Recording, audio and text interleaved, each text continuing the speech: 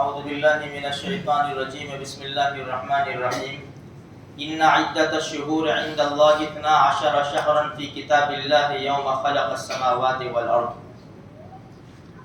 دیکھو الحمدللہ امید ہے کہ چاند ہو گیا ہوگا کیلنڈر اور پیدائش کے حساب سے۔ اگر چاند ہو گیا تو ہم نئے سال میں داخل ہو گئے الحمدللہ۔ اللہ اس کو سلامتی والا ہمارے لیے بنا دے آمین۔ خصوصاً یہ دعا کرو میرے بھائیوں، مسلمان بڑے پریشان ہیں، اور خصوصاً یہ کہ جو مسلمانوں کے اوپر حالات ہے، ادھر ادھر مسلمان شہید کیے جا رہے ہیں، مسلمانوں کی لڑکیوں کا مسئلہ ہے، بہت بڑے مسائل ہے، اس کو لائٹ مت لو، یہ ہم سب کی ذمہ داری ہے۔ جتنے بھی کلمہ پڑھنے والے ہیں سب ہمارے بھائی بہن ہیں میرے بھائیوں۔ اگر کسی اور کا کسی جگہ ہم نہیں پہچانتے قتل ہو رہا ہے نا، تو یہ میرے جسم پہ آنچ آ رہی ہے، یہ میرے جسم کا حصہ کٹ رہا ہے، کیونکہ ہمارے نبی نے کیا فرمایا؟ المسلم للمسلم کالجسد، مسلمان ایک جسم کی طرح ہے، ایک جسم کی طرح۔ تو خصوصاً دعائیں کرو مسلمانوں کے لیے میرے بھائیوں۔ دیکھو قرآن کریم کے 10ویں پارے میں جو آیت میں نے پڑھی اس کا ترجمہ یہ ہے کہ جو گنتی ہے سال کے 12 مہینوں کی، یہ اللہ نے کب سے بنا دی پتہ ہے؟ یوم خلق السماوات والارض، جس دن اللہ نے آسمان اور زمین کو بنائے ہیں اسی دن سے یہ سال کے 12 مہینے اللہ پاک نے بنا دیے، بہت پہلے سے بنا دیے، جس دن آسمان اور زمین پیدا ہوئے۔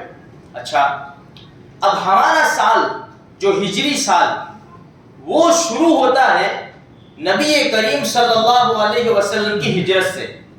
یہ سال جو ہجری سال ہے یہ عمر بن خطاب رضی اللہ تعالیٰ عنہ کے زمانے میں شروع ہوا۔ جب اسلام بہت بڑھ گیا تو ابو موسیٰ اشعری رضی اللہ تعالیٰ عنہ جو جہاد میں تھے انہوں نے وہاں سے خط لکھا کہ امیر المومنین کوئی تاریخ، ہمارا کوئی سال اور تاریخ مقرر کرو کہ خط کب آتا ہے کب جاتا ہے، کون سی تاریخ کو ہمیں کیا کرنا ہے پتہ چلے۔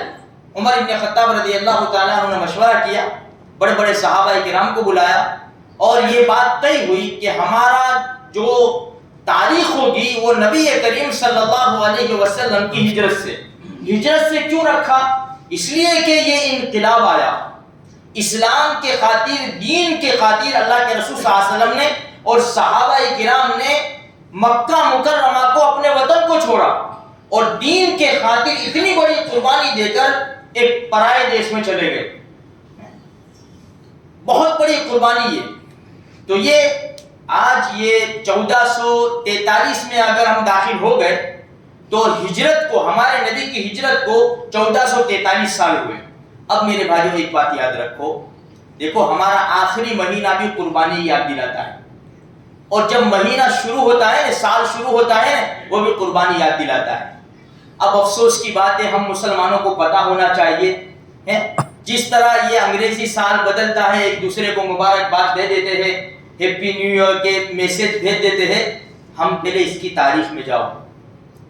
یہ وہ دن ہے، یہ وہ دن کہ عمر ابن خطاب رضی اللہ تعالیٰ عنہ جیسا شہ سوار، خلیفہ دوم، جن کے دور حکومت میں 22 لاکھ مربع میل اسلام پھیلا ہے، ان کو خنجر لگا نماز میں، فجر کی نماز میں، مصلی رسول کے اوپر 27 ذی الحجہ کو فیروز ابو لولو جو آگ کی پوجا کرنے والا تھا، مغیرہ بن شعبہ رضی اللہ تعالیٰ عنہ کا غلام تھا، اس نے خنجر مارا ہے 27 ذی الحجہ کو، اور جب خنجر لگا خون بہت بہہ گیا، دوائی پلاتے تھے، خون کے جو زخم ہوئے تھے راستے سے باہر چلی جاتی تھی۔ بڑے بڑے غمگین دن ہے یہ، اور پہلی محرم الحرام کو عمر بن خطاب رضی اللہ تعالیٰ عنہ نے شہادت پائی ہے، پہلی محرم الحرام کو۔ یہ وہ مہینے ہیں جو ختم ہوتے ہیں تو بھی قربانی کی یاد دلاتے ہیں، اور جب شروع ہوتے ہیں تو بھی قربانی کی یاد دلاتے ہیں۔ یہ محرم الحرام کے مہینے میں بہت کام ہوئے، بہت، اور عجیب عجیب قسم کے، اللہ تعالیٰ پہلے سے یہ طے تھا اللہ کے وہاں۔ آج ہم محرم الحرام کو صرف اور صرف کس لیے یاد کرتے کہ نواسۂ رسول حضرت حسین رضی اللہ تعالیٰ عنہ کی شہادت ہوئی، بے شک ہوئی، بہت بڑا سانحہ ہے، یہ بھولا نہیں جا سکتا، لیکن ہم بھول جاتے ہیں۔ یہ 10 دن ہم یاد کریں گے، پھر 11ویں دن سے ہم بھول جائیں گے، اور ہمارا یاد کرنا بھی صحیح نہیں ہے۔ جو ہم یاد کرتے ہیں نا وہ صحیح نہیں۔ ہمارے گھر میں کسی کا انتقال ہو جاتا ہے میرے بھائیوں، ہم کیا کرتے ہیں؟ ہم قرآن کریم کی تلاوت کرتے ہیں، ذکر کرتے ہیں، صدقہ خیرات کرتے ہیں، دعائیں کرتے ہیں، کوئی خوشی نہیں مناتا۔ خالی ہم سوچے خالی کہ آج مسلمان کس طرح یاد کر رہا ہے نواسۂ رسول کی۔ کیا کل قیامت کے میدان میں یہ نواسوں کے نانا محمد رسول اللہ صلی اللہ علیہ وسلم کی ذات پوچھیں گے کہ تمہیں ہمارے نواسے سے محبت تھی، تم نے کیا کیا ان کے لیے؟ ہم کیا کہیں گے؟ ناچے کودے؟ ہم یہ کہیں گے؟ آج ہم یہ اپنی زبان سے لفظ نہیں نکال سکتے میرے بھائیوں۔ تو صحیح محبت کا تقاضا کیا ہے؟ کہ ہم ان کے لیے قرآن کریم کی تلاوت کریں، ایصال ثواب کریں ان کو، یہ ان سے محبت کا تقاضا ہے۔ تو یہ محرم الحرام کا جو مہینہ آتا ہے بڑی یادیں لے کر آتا ہے میرے بھائیوں، بہت بڑی یادیں لے کر آتا ہے، اور خصوصاً سن ہجری 61 کے اندر نواسۂ رسول کو شہید کیا گیا۔ اب ایسا زبردست غم آیا اس امت کے اوپر، جس نے بھی سنا، جس نے بھی شہادت کی خبر سنی وہ روئے بغیر نہیں رہا۔ بھئی کس کو شہید کیا؟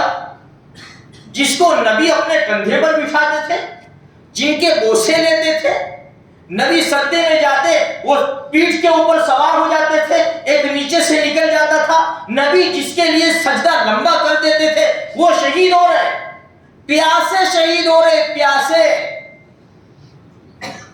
اور امت کیا کر رہی ہے؟